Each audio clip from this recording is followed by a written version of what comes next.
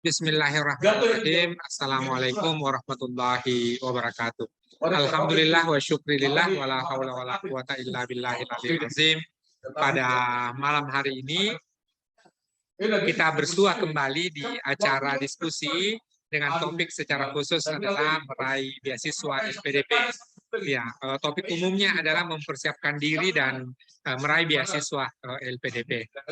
Kita mengundang pada kesempatan malam hari ini adalah Saudara Muammar, mahasiswa Universitas Gadjah Mada Indonesia yang meraih beasiswa LPDP melalui skema budaya Nusantara, dan yang kedua adalah Muammar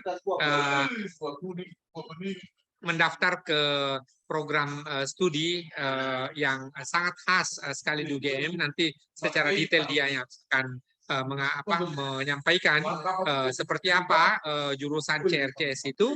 Dan yang terakhir tentu kita semua punya ekspektasi, punya pengalaman terkait dengan bagaimana melamar beasiswa, namun setiap orang memiliki jalan yang berbeda-beda, dan di antara jalan yang ditempuh oleh Muammar adalah pernah menjadi ketua DEMA di Fakultas Usuluddin dan Ilmu Politik Universitas Islam Negeri Alauddin Makassar.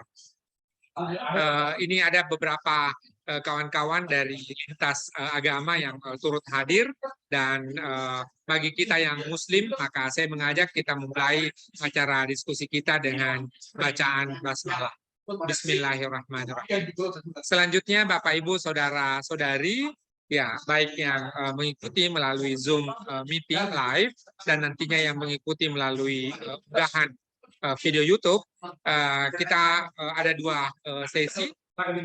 Sesi pertama kita mohonkan ya Saudara Ammar untuk menyampaikan pengalamannya bagaimana mempersiapkan diri dan meraih beasiswa. Kemudian yang kedua setelah itu akan kita buka sesi tanya jawab bagi ada yang punya pertanyaan, ada yang punya tanggapan dan sebagainya, terbuka secara luas untuk bertanya. Namun tahan dulu pertanyaannya, kita minta dulu di sesi awal kepada Saudara Muammar untuk presentasi. Selanjutnya dengan ucapan terima kasih kami persilahkan Muammar. Ya, terima kasih Prof. Izin share ya.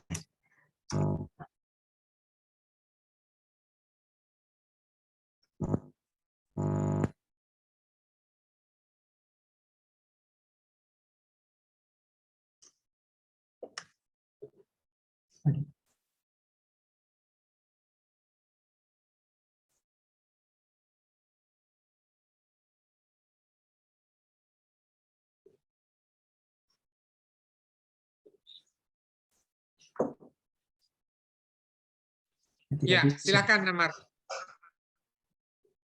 Oh ini coba baru mau share dulu.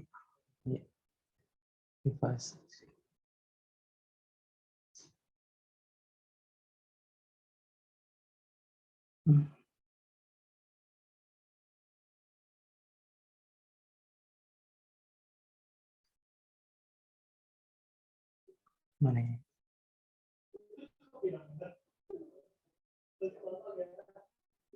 Bisa saya kirim ininya, filenya, soalnya tidak bisa. Boleh kirim WA ke saya, nanti saya share dari sini. Oh iya.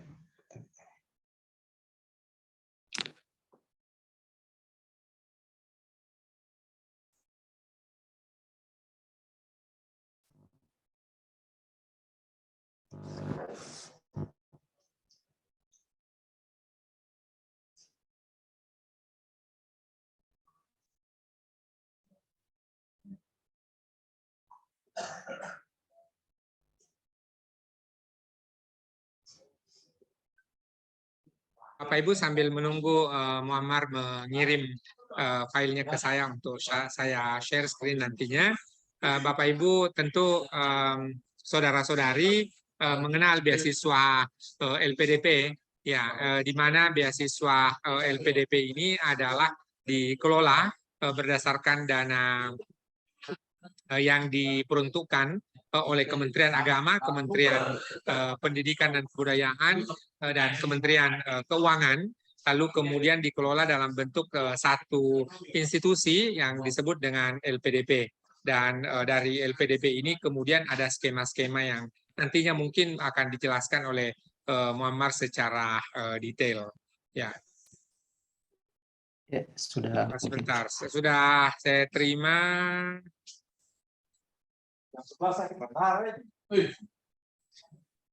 Ya, oke, silakan.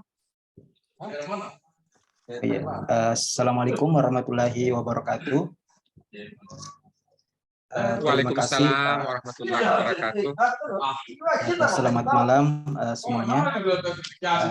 Pada malam hari ini saya berterima kasih diberikan kesempatan kepada dari Prof. Ismail untuk kemudian sharing dengan teman-teman sekalian terkait dengan bagaimana meraih beasiswa LPDP itu sendiri.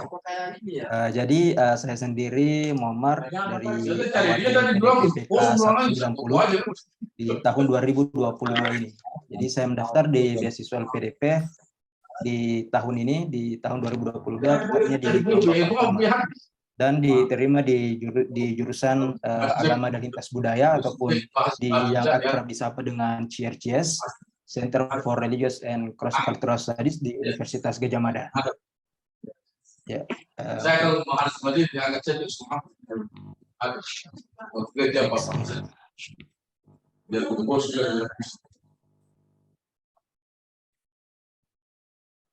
Selanjutnya, apa sih sebenarnya itu beasiswa LPDP? Jadi beasiswa LPDP sendiri adalah merupakan salah satu beasiswa yang dikelola oleh lembaga pengelola dana pendidikan yang berasal daripada Kementerian Keuangan yang kemudian bekerja sama juga dengan lembaga-lembaga terkait lainnya seperti lembaga negara, Kementerian Agama, kemudian di Kementerian Pendidikan dan Kebudayaan.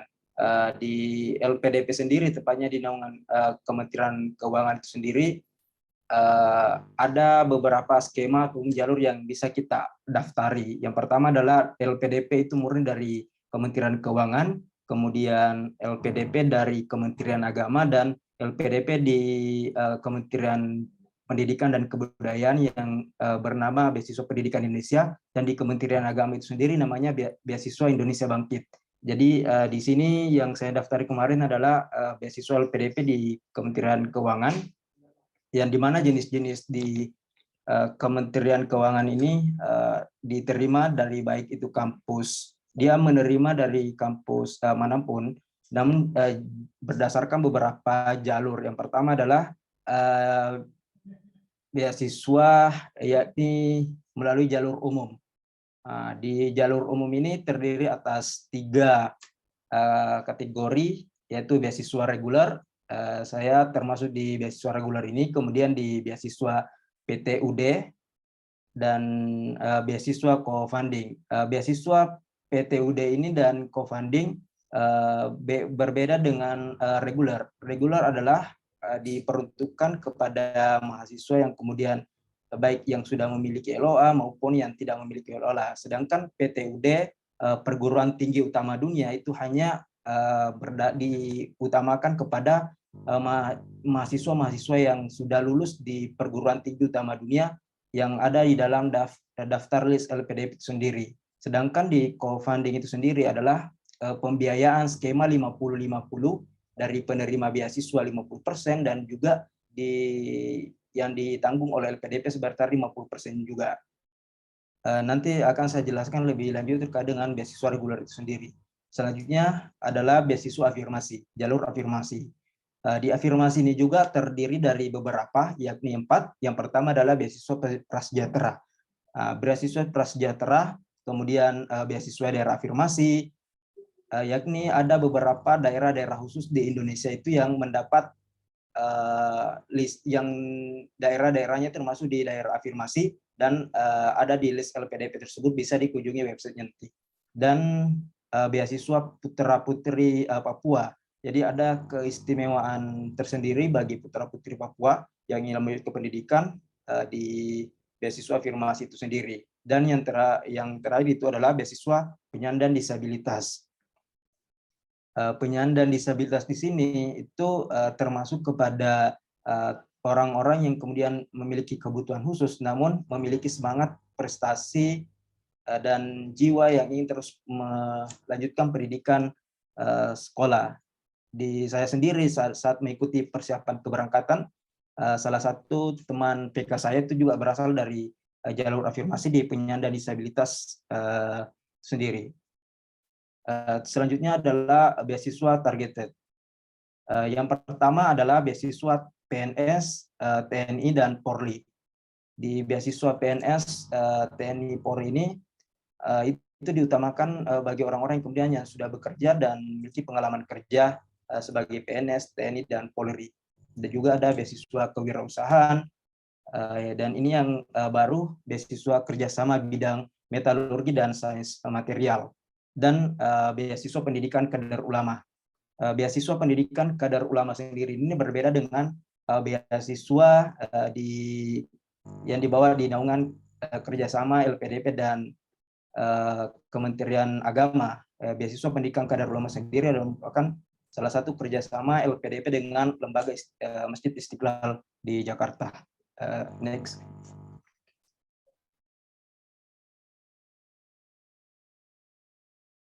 Selanjutnya, apa sih sebenarnya komponen-komponen dari beasiswa LPDP itu sendiri?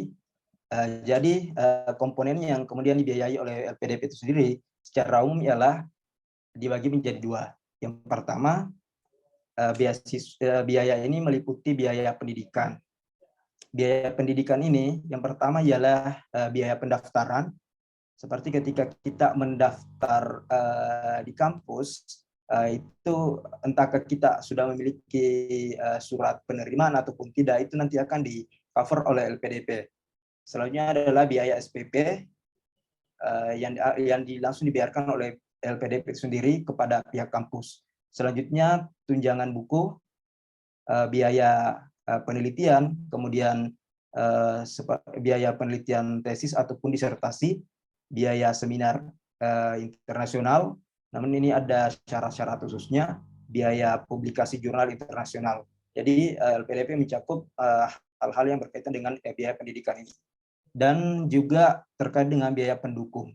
Pertama ialah transportasi. Jadi LPDP menanggung 2 kali biaya transportasi, misal dari Makassar ke Jogja itu juga memberikan 2 kali tiket pesawat, yakni pulang dan pergi. Kemudian aplikasi visa itu bagi mahasiswa yang di luar negeri. Selanjutnya asuransi kesehatan, ini bisa diklaim ataupun bisa tidak.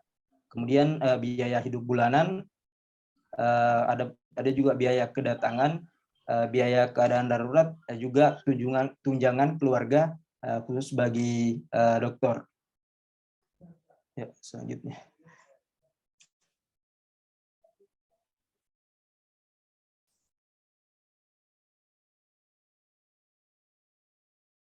Ya, kemudian adalah alur seleksi.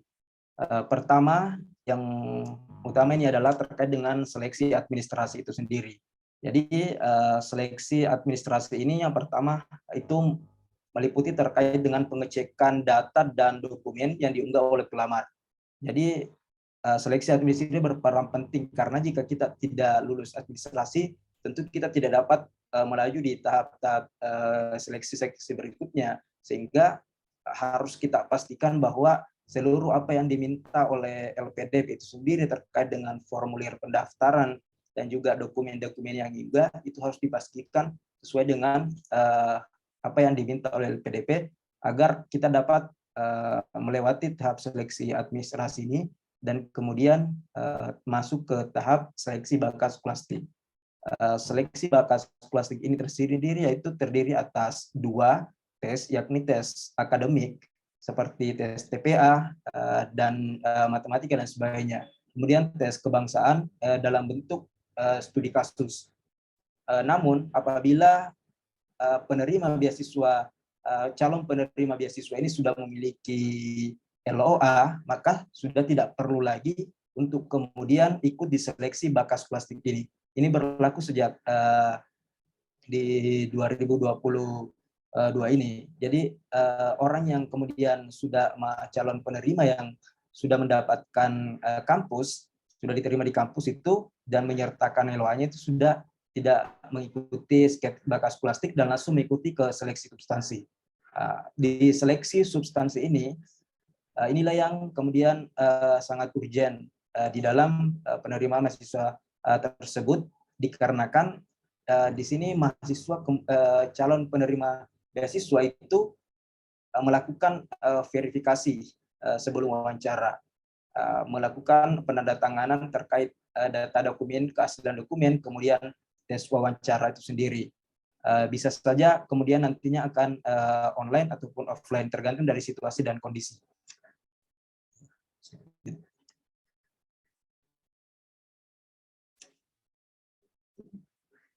Selanjutnya ini saya perlihatkan terkait dengan timeline di tahun 2022 ini.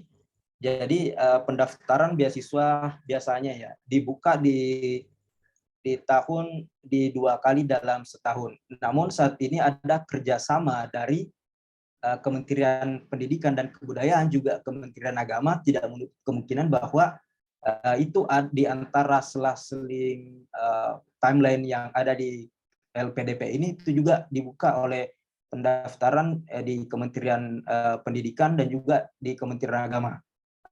Di tahap 1 sendiri itu berlangsung dimulai dari Februari hingga kemudian berakhir di Juli, dan di tahap 2 itu dimulai pada Juli dan lanjut pula di pengumuman seleksi di 11 November nanti.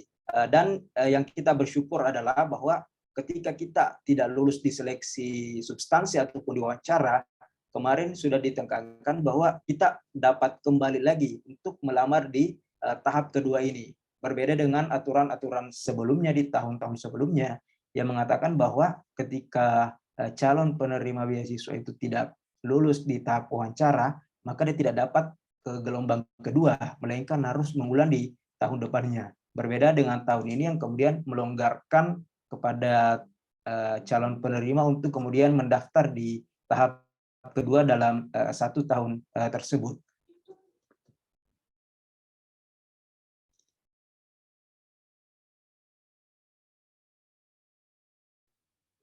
Ya, inilah yang kontak barangkali perlu kemudian bagi calon penerima beasiswa yang bisa membedakan terkait dengan pendaftaran web, mana pendaftaran webnya, kemudian mana pendaftaran beasiswa LPDP sendiri. Di situs web resmi LPDP itu ada beasiswa LPDP, kemudian ada beasiswa Kemenak dan ada beasiswa di Kemdikbud. Kemudian di pendaftaran LPDP ini di websitenya di beasiswa lpdp.kemenko.go.id, di situ khusus daripada LPDP itu sendiri dari Kementerian Keuangan.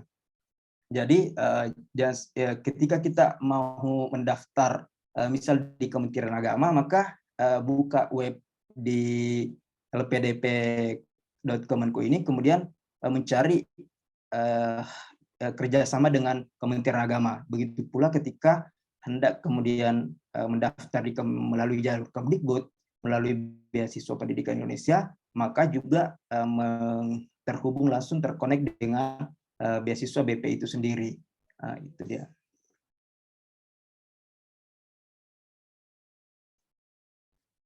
Selanjutnya.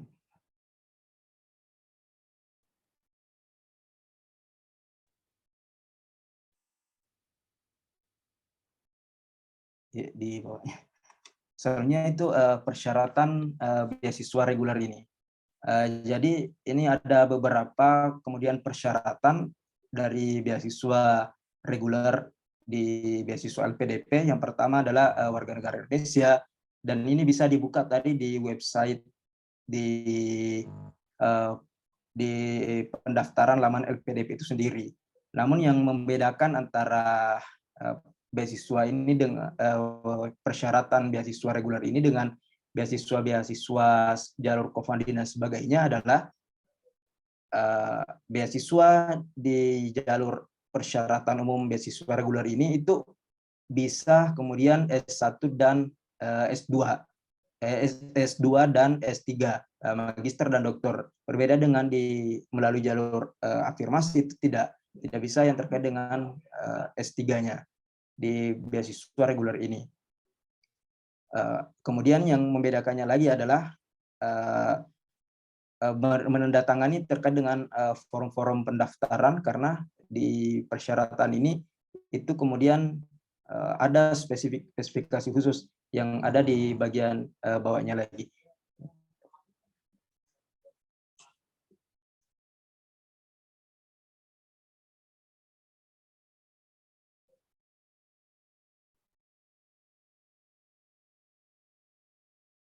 Persyaratan khusus di beasiswa reguler ini, yakni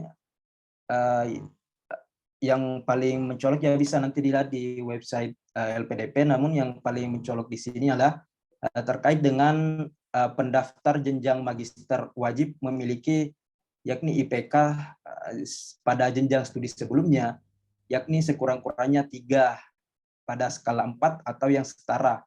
Kemudian doktor itu sendiri yakni memiliki IPK pada jenjang studi sebelumnya sekurang-kurangnya 3,25. Jadi standar daripada beasiswa reguler ini memang agak lebih tinggi dibandingkan dengan jalur-jalur lainnya. Kemudian khusus untuk pendaftar jenjang doktor dan program magister penelitian itu ada tanpa IPK-nya. Bagi pendaftar yang kemudian merupakan lulusan dari perguruan tinggi luar negeri, saat ini sudah diwajibkan untuk kemudian melampirkan penyetaraan ijazah yang secara resmi dari Kementerian Pendidikan, Kebudayaan, Riset dan Teknologi. Jadi tidak bisa lagi asal dari lembaga konversi yang lain, namun harus dari Kementerian Pendidikan dan Kebudayaan. Selanjutnya di pendaftar program magister terkait dengan skor kemampuan bahasa, skor minimal kemampuan bahasa di TOEFL untuk magister itu minimalnya adalah 500 dalam ITP, kemudian IBT 61 dan akademik 50, IELTS-nya 6,0. Dan di magister luar negeri itu dia tidak menerima TOEFL ITP, namun IBT 80. Dan konversinya yang dalam bentuk PT akademik dan IELTS. Kemudian di dokter dalam negeri, dia skor minimalnya itu ada 530, kemudian 70, PTL 50, IELTS 6,0. Sedangkan di dokter luar negeri, skor minimal kemampuan bahasa yakni IBT-nya 94 dan IELTS atau setara dengan IELTS 7,7. Dan perlu ditekankan bahwa sertifikat ini haruslah merupakan sertifikat yang terbit resmi secara institusi dari penyelenggara yang ada di Indonesia. Karena banyak kemudian kasus yang terjadi itu otomatis di backlist apabila ditemukan, akan otomatis di backlist apabila apabila TOEFL ataupun sertifikat ITP yang dilampirkan itu tidak sesuai dengan yang diminta, entahkah palsu atau kemudian tidak memenuhi standar, maka itu otomatis akan gugur di seleksi administrasi. Sehingga sangat penting untuk kemudian memperhatikan skor TOEFL ini karena sangat diperlukan menunjang di perguruan tinggi juga dalam mencari kampus. Selanjutnya ini terkait dengan beasiswa LPDP yang terkait pejabat eselon 2 yang membidangi pembinaan itu harus ada surat usulan mengikuti beasiswa LPDP. Mungkin selanjutnya di persyaratan dokumennya. Ya, jadi ada beberapa dokumen yang harus, yakni biodata diri itu nanti di online formnya, kemudian kartu penduduk di scan, ijazah itu juga bisa melampirkan jika belum ada ijazah bisa surat keterangan lulus. Dan di transkripnya itu harus dilampirkan, dan yang apabila ada profesinya itu tidak boleh melampirkan yang sertifikat profesi, melainkan nilai S1 ataupun S2. Kemudian penyetaraan ijazah, sertifikat luar negeri, sertifikat bahasa asing, kemudian LOA bagi yang sudah ada. Namun jika belum ada itu nanti bisa dicari setelah lulus di beasiswa LPDP itu. Kemudian surat rekomendasi dari tokoh masyarakat ataupun akademisi. Selanjutnya surat pernyataan yang kemudian ini otomatis nanti akan diklik pada saat melakukan submit pendaftaran. Dan bagi PNS TNI Polri itu ada surat usulan dari pejabat setingkat eselon 2 dan profil diri pada formulir pendaftaran yang nanti akan dijelaskan lebih lanjut. Kemudian terkait dengan komitmen kembali ke Indonesia, rencana pasca studi dan rencana kontribusi Indonesia, ini esai dalam bentuk esai yang terdiri atas 2.000 kata. Dan selanjutnya adalah proposal penelitian khusus bagi yang S3 ataupun dokter. Selanjutnya mungkin di persyaratan beasiswa prasejahtera itu sendiri. Jadi persyaratan beasiswa sejahtera ini tidak jauh berbeda tadi dengan beasiswa persyaratan beasiswa dari jalur reguler, namun yang membedakan adalah terkait dengan hanya untuk program magister, dan kemudian yang membedakannya lagi adalah tidak sedang menempuh ongoing, namun yang paling membedakan dia itu karena harus ada di bawah di persyaratan khususnya lagi.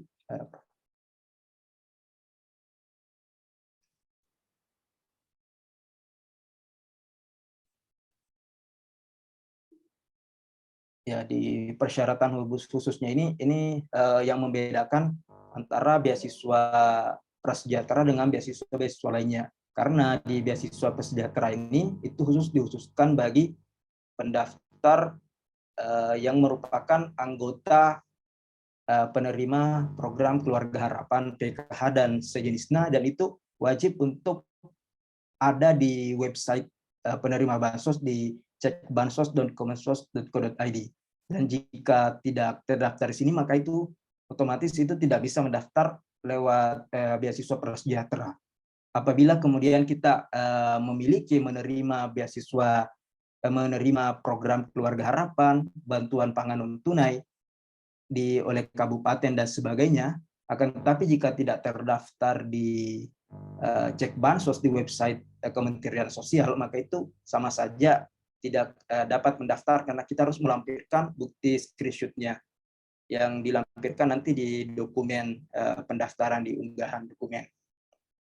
Dan nama yang kemudian terdaftar adalah nama terdaftar, walaupun nama kita tidak terdaftar di cek bansos itu, akan tetapi salah satu dari anggota keluarga kita inti itu ada di kartu keluarga, maka itu memungkinkan kita untuk mendaftar di PKH ini dengan melampirkan screenshot, kemudian melampirkan kartu keluarga itu juga.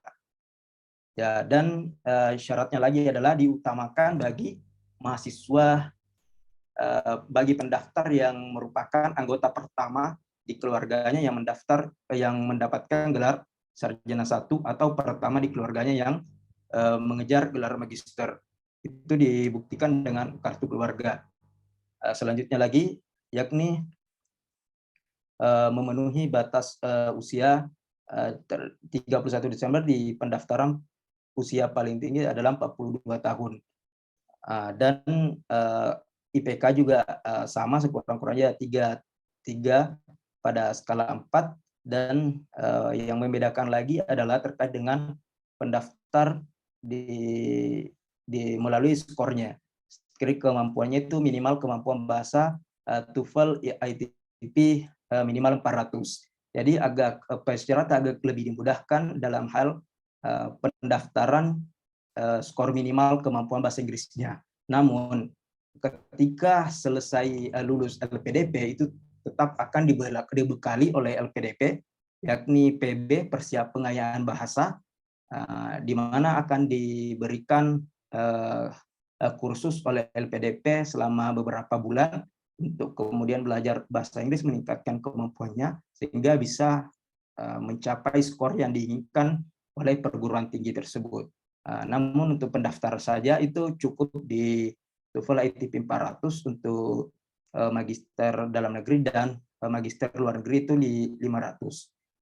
Dan sekali lagi bahwa sertifikat TOEFL adalah merupakan harus dari lembaga resmi di Indonesia itu sendiri.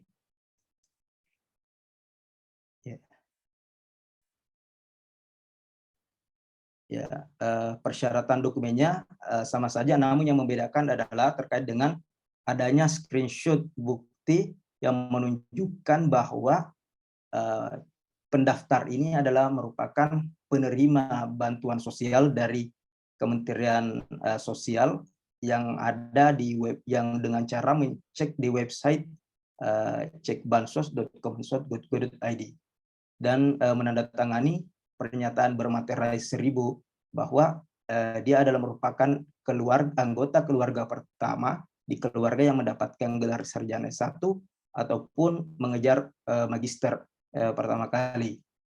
Dan selanjutnya adalah terkait dengan poin-poin lain itu sama terkait dengan sertifikat bahasa yang cukup 400, kemudian pendaftar pada aplikasi melampirkan rekomendasi dari tokoh masyarakat ataupun akademisi.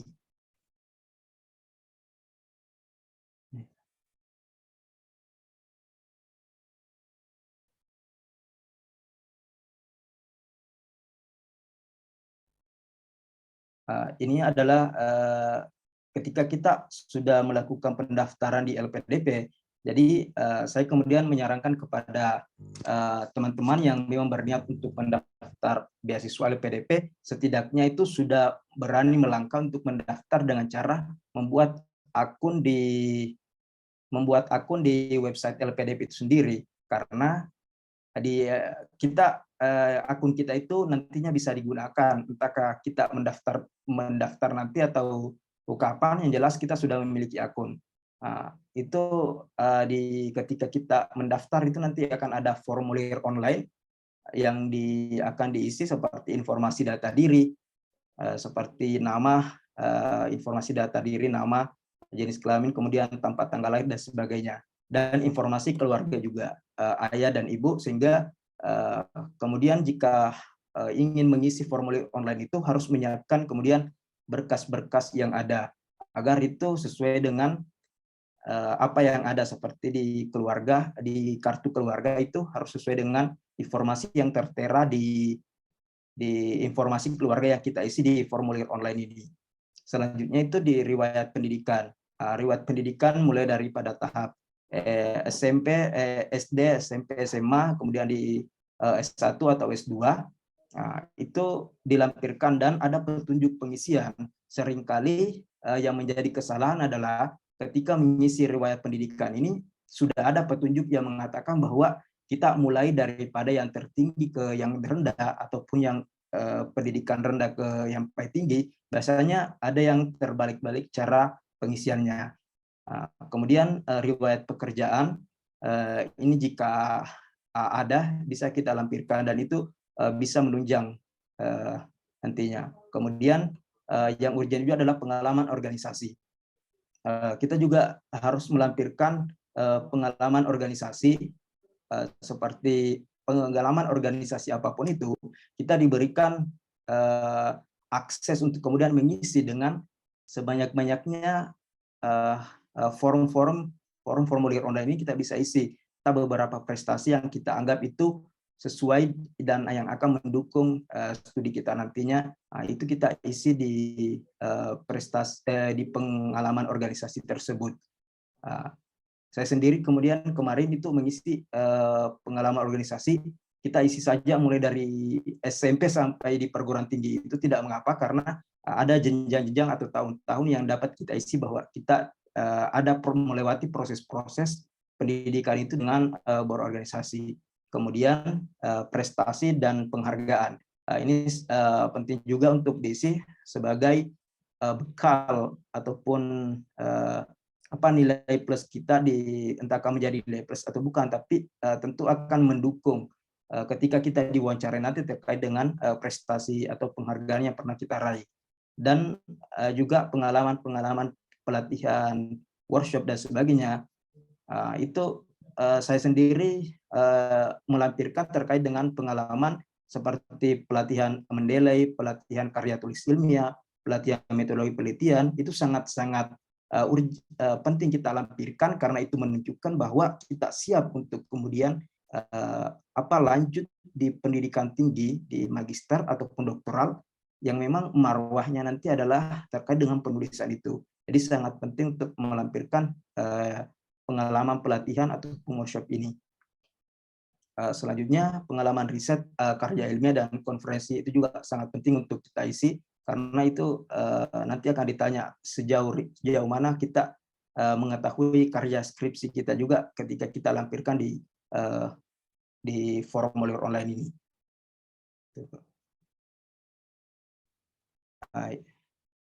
Ini yang kemudian sangat penting juga menurut saya karena inilah nanti esai ini meskipun dia itu dianggap meskipun ini di belakangan, namun ini yang justru yang akan menjadi landasan daripada interviewer ketika mewawancara kita, ketika kita pada tahap wawancara itu sendiri, karena yang mereka lihat adalah esai kita. Dan di esai sendiri ini 1.500 sampai 2.000 kata itu dibatasi, yang kemudian mendeskripsikan diri di tahun sekarang itu sudah tidak ada lagi poin-poin terkait ini, namun ini sangat membantu di yang saya dapatkan. Kalau sekarang kita buka di websitenya itu sudah tidak ada lagi terkait deskripsi wajib ini, hanya mengatakan sesuai dengan tema komitmen kembali ke Indonesia, rencana pasca studi, dan rencana kontribusi Indonesia. Namun yang mendukung adalah ketika kita mendeskripsikan diri kita terkait dengan siapa kita, latar belakang kita buatkan esai ini sesuatu hal yang fenomenal yang ingin diketahui sehingga merangsang interviewer untuk kemudian mengetahui kita lebih dalam lagi, bertanya, penasaran dengan esai kita ini. Deskripsikan juga masalah urgen yang sedang dialami oleh Indonesia ataupun lingkungan sekitar, dan kita memberikan solusi penyelesaian.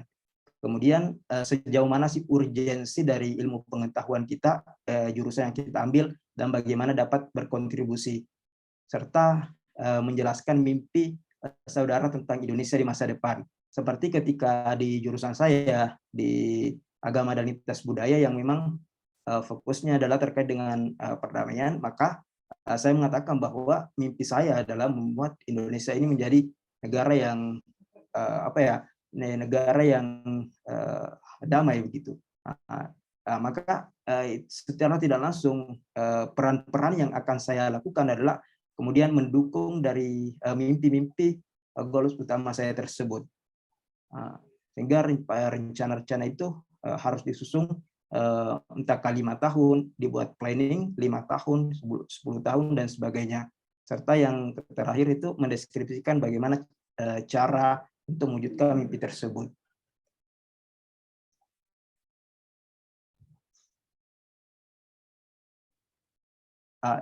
Ini ya, kemudian tips kemudian mendaftar beasiswa LPDP sendiri. Yang pertama adalah kemudian kita harus cari tahu kemampuan yang kita miliki.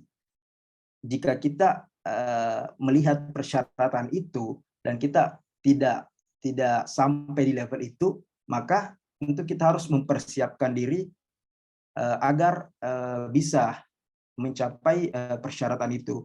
Jadi kita harus mengetahui kemampuan apa yang kita miliki.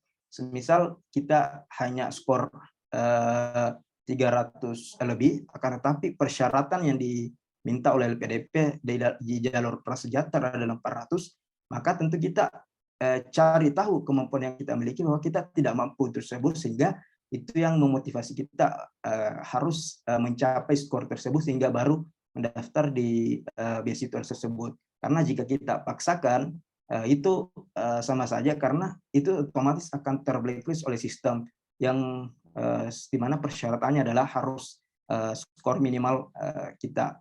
Kemudian mencari tahu informasi beasiswa dan kampus tujuan. Maksudnya adalah ada beberapa kampus yang tidak di-cover oleh LPDP, sehingga harus kemudian pintar-pintar mencari mana nih beasiswa yang sejalan dengan kampus tujuan. Misal kita di kampus kita itu terbuka pada bulan April, dan beasiswa LPDP juga terbuka pada bulan April juga, maka kita bisa sinkronkan target penyelesaian submit di LPDP adalah pengumumannya itu ada di bulan Juli, dan juga di kampus itu juga di bulan Juli. Nah, itu akan sinkron ketemu nantinya informasi jika kita mendapatkan informasi terkait itu. Jadi disinambungkan antara kampus dengan beasiswa. Ada tidaknya nama kampus kita di list-list LPDP itu. Tentu jika kita sudah mendapat LOA, tetapi kampus kita ini tidak terdaftar di LPDP, itu juga sama saja tidak bisa kita daftar, karena LPDP punya list-list daftar kampus yang akan didaftari tersebut. Selanjutnya itu buat rencana pendaftaran beasiswa. Jadi maksudnya adalah langkah-langkah ataupun rencana planning kita ketika kita tidak lulus di beasiswa ini, maka ada beasiswa lain yang dapat kita kejar begitu, sehingga bisa saja essay yang kita gunakan di mendaftar LPDP itu bisa kita submit di beasiswa Turki ataupun beasiswa lainnya. Jadi asal kita punya informasi yang mendalam terkait dengan beasiswa apa saja yang terbuka di tahun itu ataupun di tahun yang akan datang.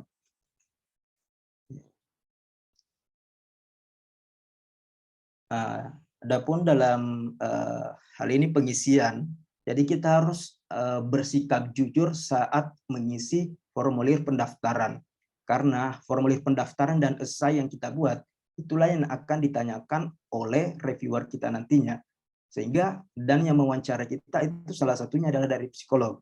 Jadi ketika kita berbohong itu nanti akan ketahuan terkait dengan perkataan kita. Selanjutnya adalah proaktif.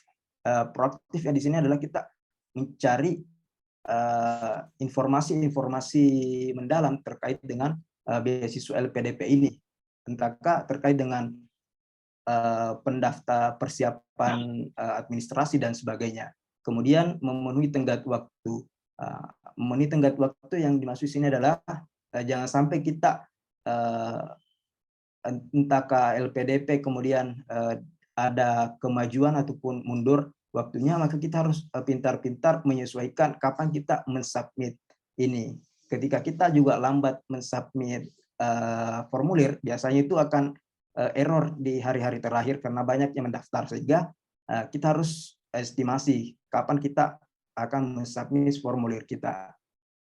Selanjutnya adalah persiapan untuk tes akademik kebangsaan dan tes wawancara ini. Ini juga sangat penting karena apabila kita sudah lolos seleksi administrasi dan kita belum punya LOA, maka kita akan lanjut di seleksi bakas plastik, di mana tesnya adalah terkait dengan tes akademik, ada juga kebangsaan. Maka untuk itu sangat perlu untuk mempersiapkan diri terkait dengan tes akademik ini, karena ada passing grade tertentu yang kemudian harus dicapai, karena banyak, tidak hanya saingan itu tidak hanya beberapa orang, namun ribuan orang, sehingga ketika kita tidak memenuhi passing grade maka tentu tidak akan lolos. Ada juga di tes wawancara ini. Sangat penting untuk kemudian melakukan persiapan seperti simulasi dengan orang yang sudah kemudian mendapatkan beasiswa, minta teman untuk mewawancara kita dan sebagainya, itu sangat penting agar ketika wawancara kita tidak ngeblank dan sebagainya. Dan yang kemudian terakhir adalah menurut saya itu jangan lupa berdoa. Bagaimanapun usaha yang kita lakukan tetap juga harus berikhtiar namun juga dibarengi dengan doa tersebut. Ya.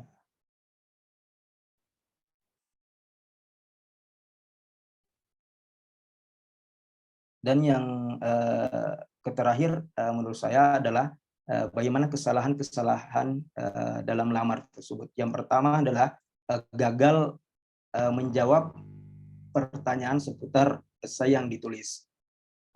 Itu karena kita biasanya tidak jujur dengan diri sehingga salah mengisi esai-esai kita, maka harus kemudian menulis esai kita itu dengan jujur. Kemudian melewatkan batas waktu pendaftaran beasiswa. Dan karena kita tidak mencatat dengan baik, kita menunda-nunda untuk mensubmit, hingga pada akhirnya batas waktu pendaftaran itu sudah tertutup. Padahal itu kita sudah selesai semua berkasnya, namun karena kelalaian kita sehingga melewatkan batas waktu pendaftaran itu. Selanjutnya adalah kesalahan kata dan kalimat dalam esai kita, typo istilahnya. Kemudian itu meskipun kecil, namun itu sangat berdampak dari penilaian. Kita ini sudah akan lanjut di pendidikan berikutnya, tapi kesalahan-kesalahan penulisan kata itu juga akan menjadi penilaian daripada interview itu sendiri. Kemudian gagal menarik perhatian interview sendiri. Biasanya ada orang yang langsung ngeblank pada saat diwawancarai oleh interviewer, sehingga simulasi wawancara itu sangat membantu untuk kemudian mempersiapkan diri pada tahap tes substansi, dalam hal ini wawancara itu sendiri. Kemudian melamar beasiswa yang tidak memenuhi syarat untuk melamar. Tentu apabila kita sudah tahu bahwa syarat itu tidak kita penuhi, maka itu otomatis akan gagal, istilahnya. Melamar beasiswa yang tidak memenuhi syarat untuk melamar. Kita mendaftar beasiswa dengan skor IELTS misal 7, padahal IELTS kita masih 6. Tentu itu sudah di blacklist karena kita tidak memenuhi syarat tersebut. Sehingga tadi di awal bahwa kita harus cari informasi kemampuan diri kita itu di mana. Kemampuan kita di mana, baru kita cari beasiswa yang mana, ataukah kita meningkatkan kemampuan kita untuk bisa mencapai hal tersebut. Kemudian yang terakhir adalah tidak mendaftar sama sekali. Biasanya kalau kita pesimis, kita sudah punya semua memenuhi syarat, akan tetapi mental kita yang tidak kuat untuk menerima kemungkinan-kemungkinan yang terjadi seperti takut gagal dan sebagainya. Tentu itu salah satu kesalahan terbesar karena tidak mendaftar sama sekali. Padahal kita sudah memiliki LOA, misalnya kita sudah ada skor TOEFL, ada esai, tapi kita karena mental kita tidak kuat sehingga tidak mendaftar sama sekali. Biasanya kita di akhir menyesal, ada teman yang mendaftar tapi dia lolos dan kita menganggap kita lebih unggul dari dia, namun kita tidak mendaftar. Maka salah satu kesalahan adalah tidak mendaftar sama sekali di beasiswa tersebut. Ya mungkin itu dari saya, mungkin nantinya akan berdiskusi Prof. Terima kasih.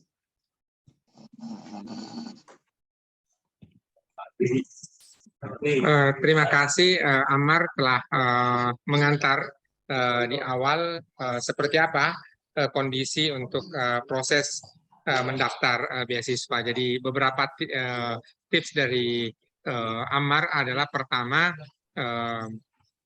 usahakan melihat dulu kriteria-kriteria beasiswa yang dilamar. Kemudian yang kedua, perhatikan dokumennya. Yang ketiga adalah ketika kemudian mendaftar, jangan submit di hari terakhir, karena ketika orang semua submit di hari terakhir, mengkhawatirkan boleh jadi servernya bermasalah dan sebagainya. Ataukah mati lampu atau ada masalah-masalah teknis yang memungkinkan. Terakhir, tentu ketika mau mendapatkan beasiswa paling penting adalah mendaftar. Jangan sampai berharap lulus tetapi kemudian tidak mendaftar. Ya, ada pesan pepatah Arabnya adalah ya la tajris safina ta'alal yabas, bahwa tidak akan pernah berjalan perahu itu di atas darat atau di daratan. Ya, ini karena kita tidak melakukan hal yang semestinya. Itu beberapa catatan-catatan saya dari penjelasan Ammar tadi terkait dengan beasiswa LPDP. Jadi ini khusus beasiswa LPDP ya. Tentu beasiswa yang lain punya kriteria yang berbeda dan sebagainya, sehingga kemudian menjadi masalah tersendiri kalau kemudian kita menyeragamkan atau kemudian mengeneralisasi penjelasan yang disampaikan Ammar tadi. Silakan saudara-saudari, Bapak Ibu bergabung bersama-sama dengan kita Ketua STAI DDI Pangkep. Terima kasih Ustadz Abdurrahman Kambi yang telah bersama-sama dengan kita. Ada Ketua STAI DDI Maros. Begitu pula Bapak Ibu dosen dari Setia Abdul Haris. Ya, silakan kalau ada pertanyaan boleh langsung raise hand. Ya, boleh juga kemudian mengetikkan di chat box. Yang menjadi catatan di sini adalah Bapak Ibu kita merekam dan akan diunggah ke YouTube, sehingga tentu Bapak Ibu perlu memperhatikan ini juga. Ada pertanyaan satu, ya. Wah, ini nanti dibaca ya pertanyaannya siapa? Ini tidak ada namanya, tapi apa yang membedakan beasiswa LPDP dengan beasiswa kerjasama ya? Ammar ini penerima beasiswa, bukan pejabat Menteri Keuangan yang akan menjelaskan detail perbedaan-perbedaan beasiswa itu ya. Jadi nanti silakan dibaca di website Kementerian Keuangan untuk memberikan gambaran perbedaan-perbedaan. Namun Ammar tadi hanya memberikan roughly secara umum, informasi secara umum terkait dengan bagaimana mempersiapkan diri, meraih beasiswa dan sebagainya. Yang kedua adalah catatannya juga jangan sampai kemudian kita tidak mengetahui detail apa yang dari beasiswa yang kita lamar. Ya, ada tadi catatan juga dari Ammar bahwa tentu harus terlihat portofolio kita, pelatihan-pelatihan, kegiatan, konferensi dan sebagainya. Kita beruntung di satu waktu Ammar menjadi ketua DEMA, dan ketika menjadi ketua DEMA itu ada konferensi yang dilaksanakan baik dalam skala lokal, nasional maupun internasional yang dilaksanakan oleh DEMA. Ini menjadi bagian dari portofolio. Begitu pula ada kegiatan-kegiatan pelatihan Mendeley, penulisan karya ilmiah dan sebagainya yang dilaksanakan oleh DEMA waktu itu menjadi portofolio. Ya, mungkin pertanyaannya seperti ini, seberapa pentingkah Ammar aktivitas kita di DEMA, aktivitas kita di organisasi dalam rangka persiapan meraih beasiswa LPDP? Silakan Ammar. Baik, terima kasih. Jadi ketika kita berbicara terkait seberapa penting, tentu itu sangat menjadi penunjang intinya dalam hal menjawab interviewer nantinya. Karena kolom yang diminta di LPDP itu sendiri ada beberapa kolom terkait dengan pengalaman organisasi, pengalaman riset, pengalaman pelatihan. Ketika LPDP meminta itu, tentu akan ada hal-hal yang dipertimbangkan melalui apa yang kita submit tersebut. Sehingga sangat penting untuk kemudian melamar beasiswa dengan bekal yang kita miliki pada saat di perguruan tinggi tersebut. Dan berorganisasi adalah merupakan satu jalannya menjadi pengurus dan sebagainya.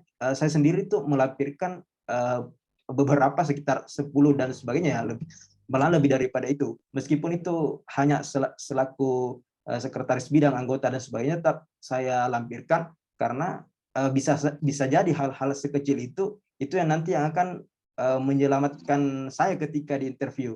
Yang sampai interviewer ini meminta saya untuk menjelaskan kontribusi saya di luar daripada misal sebagai ketua ataupun sekretaris, namun sebagai anggota, maka tentu kita dapat menjelaskan hal tersebut. Sehingga sangat pentinglah organisasi ataupun pelatihan-pelatihan yang kita lakukan, terutama di konferensi. Dan betul kemarin saya beruntung karena ada beberapa kegiatan-kegiatan konferensi yang memang itu dibutuhkan di pengisian formulir tersebut, sehingga sangat penting sih di dalam hal melampirkan portofolio kita. Apalagi pada saat interview itu nanti kita dikupas tuntas terkait dengan pengalaman-pengalaman kita terkait organisasi ataupun pengalaman riset dan pelatihan-pelatihan sendiri. Iya, Bapak Ibu saudara-saudari, catatan pentingnya dari Ammar adalah portofolio ya. Jadi ketika kita mau melamar beasiswa itu sejauh mana portofolio yang kita miliki sehingga kemudian kita menjadi orang tepat yang terpilih untuk menerima beasiswa itu. Satu. Yang kedua adalah tentu ada kegigihan karena boleh jadi ketika kita melamar beasiswa tidak langsung diterima, jadi ada kesempatan kedua dan seterusnya. Jadi ada kosakata yang digunakan oleh Ammar tadi adalah proaktif. Sebagai orang yang menerima melamar beasiswa, kita harus menjadi orang yang proaktif. Silakan Bapak Ibu saudara-saudari, jika kalau ada pertanyaan terkait dengan topik kita, mempersiapkan diri untuk meraih beasiswa, terutama kaitannya dalam beasiswa LPDP. Silakan Rifki. Baik, terima kasih atas kesempatannya, Prof. Pertanyaan saya, Kak, bagaimana kalau kita ini sedang melakukan dalam tahap sarjana S1, terus belum lulus, Kak? Apa kita bisa daftar LPDP? Oh iya. Iya, sebelum Anda daftar beasiswa S2, Anda harus selesai S1 dulu. Bagi begitu pula yang mau daftar S3, jangan berpikir beasiswa S3 kalau Anda belum selesai S2. Sebelum nanti dijawab sama Ammar, silakan Ube.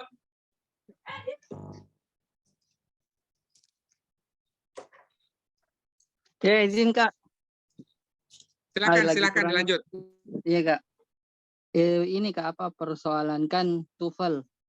TOEFL ini sebagai prasyarat untuk langkah ke tahapan selanjutnya. Mungkin bisa berbagi tips mungkin ke Ammar dalam proses ke TOEFL itu sendiri, apakah lewat latihan-latihan mungkin mengerjakan soal-soal TOEFL, dan TOEFL kan untuk sertifikasi TOEFL sendiri kan tidak semua tempat TOEFL itu menjadi rujukan diterimanya beasiswa LPDP, ada tempat-tempat tertentu Kak. Oh, iya. Mungkin itu saja. Sekian, wassalamualaikum warahmatullahi wabarakatuh. Waalaikumsalam warahmatullahi wabarakatuh. Dua pertanyaan, Ammar. Pertama dari Rifki terkait apakah harus diselesaikan S1-nya dulu atau boleh di mahasiswa semester akhir. Yang pertama, tapi tadi saya sudah memberikan pandangan sedikit. Yang kedua, soal TOEFL seperti apa, sebab tidak semua TOEFL diterima. Seperti apa tips dan info-info lanjutannya. Silakan, Ammar. Baik, terima kasih. Pertanyaan tadi yang pertama adalah bagaimana ketika belum sarjana dan mau mendaftar di beasiswa tersebut. Ya, tadi sudah disampaikan Prof bahwa kita ini selesai dulu. Namun untuk pembuatan akun, kalau LPDP sendiri itu bisa membuat akun. Tapi untuk akunnya bisa mendaftar akun, namun untuk mendaftar beasiswanya itu tidak bisa, karena persyaratan tadi itu adalah ijazah, selesai, transkrip, dan sebagainya. Makanya itu sangat penting, semakin kita mau mendaftar beasiswa cepat, maka juga kita selesai juga cepat begitu. Nanti barangkali yang perlu dipersiapkan jika sudah memikirkan ke tahap itu, maka portofolio kita harus diperbagus, kemudian nilai-nilai kita apakah sudah mencapai minimum yang dipersyaratkan, dan kemudian belajar terkait dengan pemenuhan syarat-syarat yang lain tersebut. Jadi gunakan waktu yang dimiliki sebelum lulus ini disembari menyelesaikan tugas akhir, juga memperbaiki portofolio, kemudian persyaratan lain seperti bahasa dan nilai IPK dan sebagainya. Nah, itu.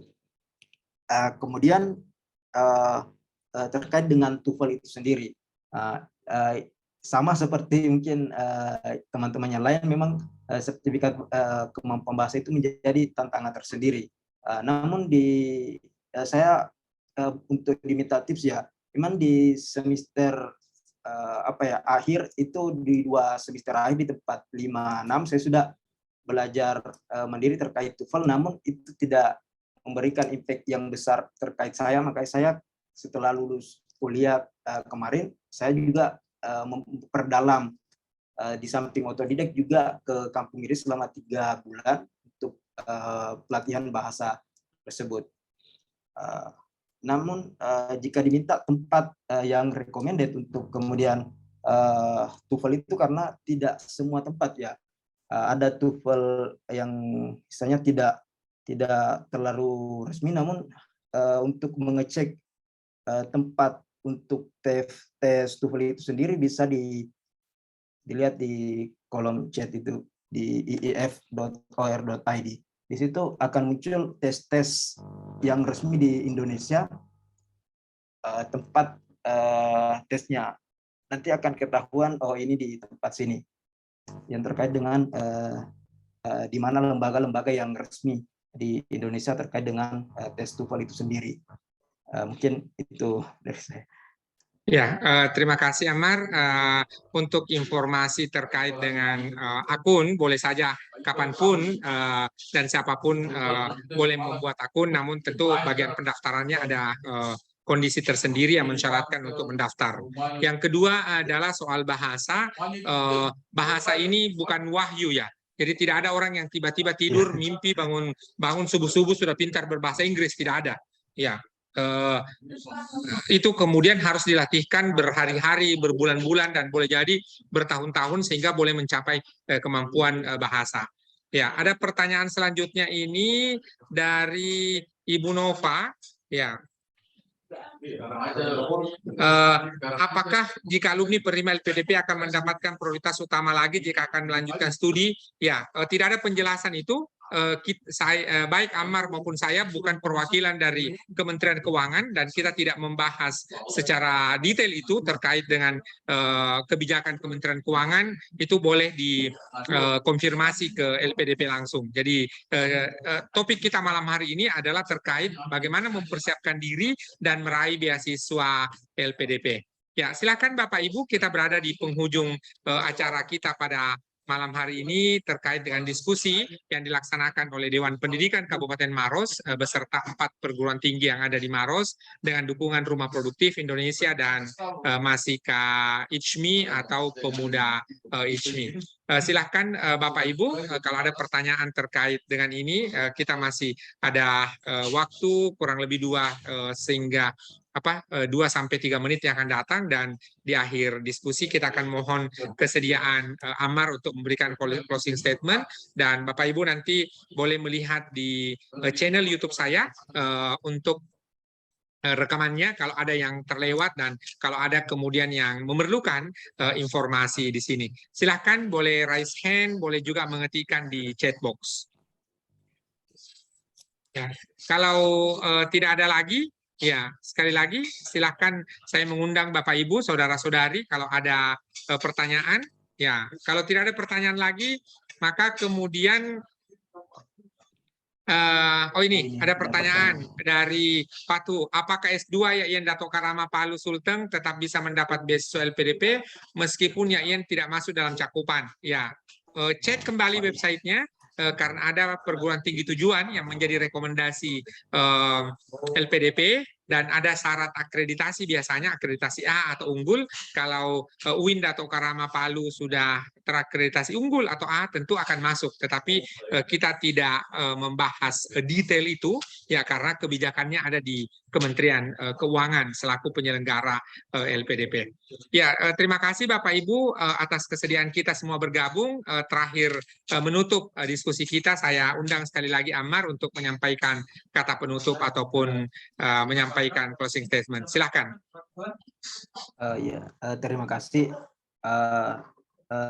Terkait dengan konklusi atau closing statement, saya ingin menyampaikan bahwa di dalam perjuangan beasiswa itu sendiri memang kadang-kadang kita kelihatan ketika meraih beasiswa itu orang memandang gitu gampang, padahal ada perjuangan di belakang itu yang barangkali menunggu itu yang titik jenuh itu yang sangat tinggi, yang sangat melelahkan. Makanya sangat tepat tadi ketika kita tidak bisa mengukur kedalaman suatu sungai ini ketika kita tidak hanya terjun di dalamnya, maka jangan kita melihat oh ini sulit jika kita belum mencobanya begitu. Jadi jangan sampai kita gagal karena gagal mencoba terlebih dahulu, sementara kita tidak tahu bahwa oh ada proses kita berusaha dulu untuk mencapai proses tersebut.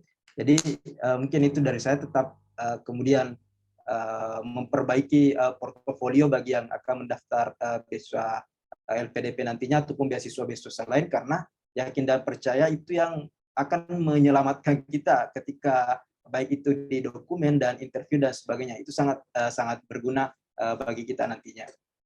Mungkin itu dari saya, Prof.